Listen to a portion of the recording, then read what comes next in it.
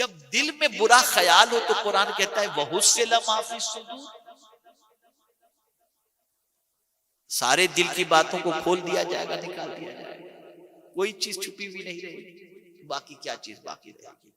تو اے رسول اعظم صلی اللہ علیہ وسلم کے دیوانوں، آج جو کچھ بھی ہم یہاں اللہ کا ذکر، اس کے رسول صلی اللہ علیہ وسلم کا ذکر کیے ہیں، ان ساری چیزوں کا فائدہ اور ثواب جو ہے وہ جن مرحومین کے لیے یہ محفل منعقد کی گئی ہے ان کو ضرور پہنچے گا، اس کا ثواب اور اس کا فائدہ بھی ہوگا۔ یہ نہ سمجھنا کہ اس کا فائدہ نہیں ہوتا۔ بس ایک آخری بات عرض کر دوں، اس کے بعد میں اپنی گفتگو کو ختم کرتا ہوں۔ غالباً حضرت امام مالک رضی اللہ تعالیٰ عنہ کا واقعہ ہے۔ آپ صاحب کشف تھے، جنت المعلا تشریف لے جاتے،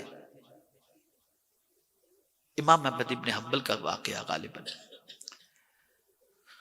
تو جب آپ کسی قبر کے پاس بیٹھتے نا تو قبر والے کے پورے حالات ان کے اوپر عیاں ہو جاتے ہیں کہ کیا ہو رہا ہے اس کے اوپر۔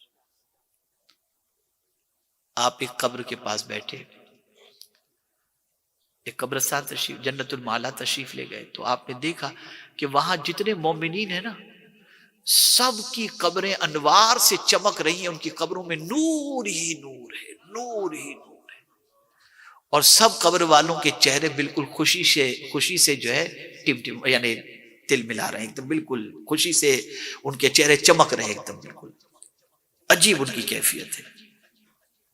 لیکن ایک قبر ایسی تھی جو قبر والے کا چہرہ بھی اترا ہوا تھا اور قبر میں بھی تھوڑا سا اندھیرے جیسا مسئلہ تھا۔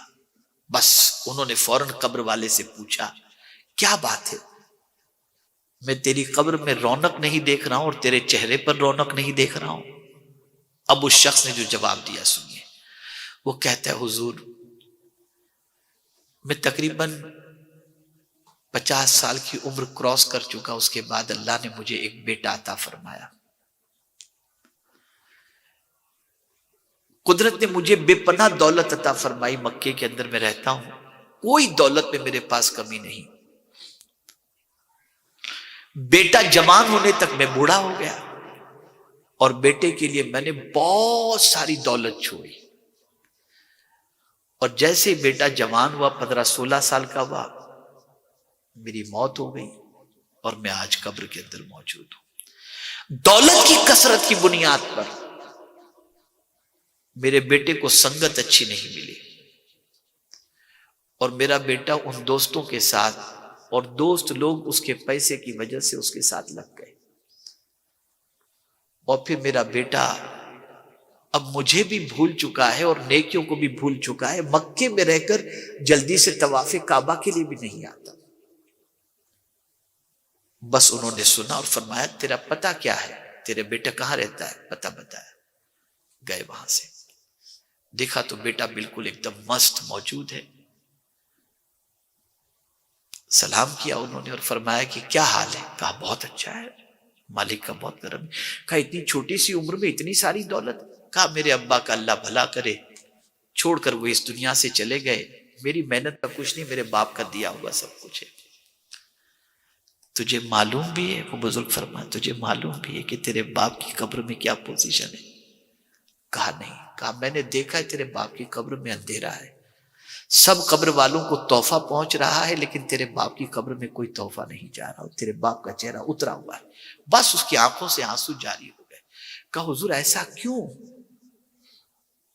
تو کہا ہر مرنے والے کے رشتہ دار مرنے والے کے لیے کچھ نہ کچھ بھیج رہے ہیں، لیکن تو ایسی اولاد ہے کہ تیرے باپ کے پیسے سے عیش موج کر رہا ہے، کبھی کوئی نیکی کی طرف تیرا قدم نہیں بڑھا اور نہ تیرے باپ کو تو نے یاد رکھا۔ بس وہ رونے لگا اور رو کر کے فوراً بولتا ہے میں ابھی حاضر ہوا، گیا غسل کیا، وضو کیا، کہا میں جا رہا ہوں طواف کعبہ کے لیے، گیا طواف کعبہ کیا، تلاوت شروع کی، باپ کے لیے دعائیں کیا۔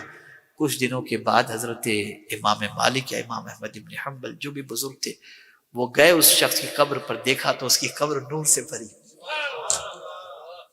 اور پھر اس نے کہا اللہ آپ کو جزائے خیر عطا فرمائے، آپ نے میرے بیٹے کو سیدھا راستہ دکھا دیا۔